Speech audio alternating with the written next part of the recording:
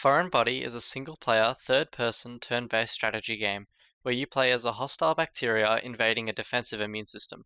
As you move further into enemy territory, you must spawn bacteria, strategize, and consume your way to victory. The core challenge in the design of Foreign Body was to create interesting choices and strategic potential with a limited set of unit abilities. It was critically important to make all the abilities feel unique and important, and to carefully balance difficulty. To achieve this, the design team prioritized testing at all stages of the process, right from pre-production using paper prototypes. Our designers worked closely together and with the other disciplines, carefully considering and rigorously discussing all aspects of the design to achieve a result that closely matches the original vision for the project, and one that we are ultimately very proud of.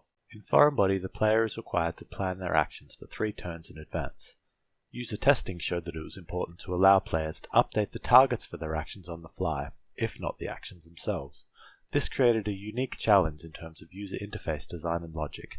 It became important to not only highlight clearly what the player is allowed to do, but ensure that dynamic forward planning does not create logical conflicts, or allow multiple players to accidentally move to the same tile at the same time. Throughout this project, I've spent a lot of time working with the team, figuring out the exact details of the mechanics and adding them into the game design document.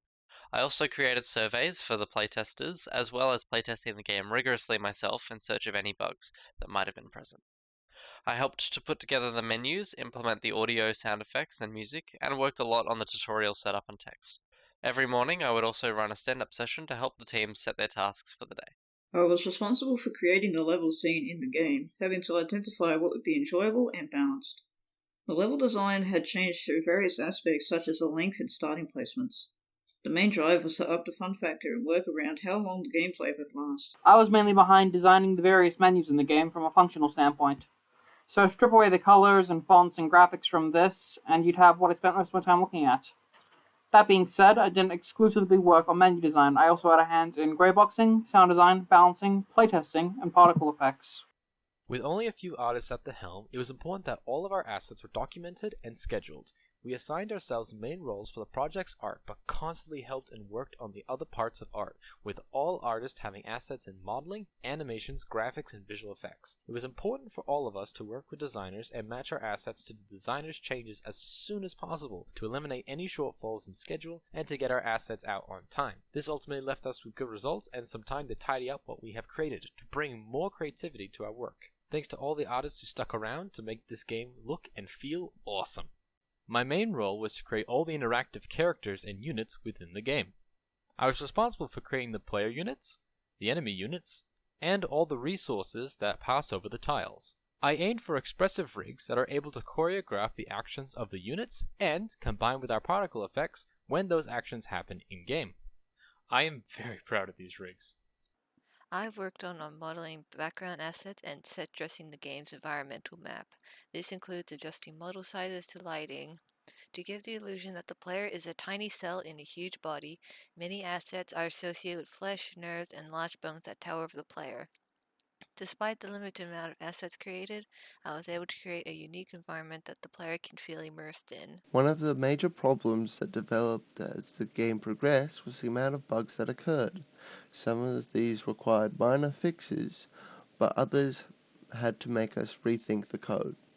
Even with these hurdles, we were still able to add all core features and extra ones that kept the game running smoothly. I'm Nathan, lead programmer, and was responsible for most of the major player functions, such as making the units and movement, the hex grid system, and the turn manager. There were many changes throughout the game from the designers that affected how we needed to program the turn manager and some additional features. With lots of discussion, we really fleshed out how to make the game feel and work better.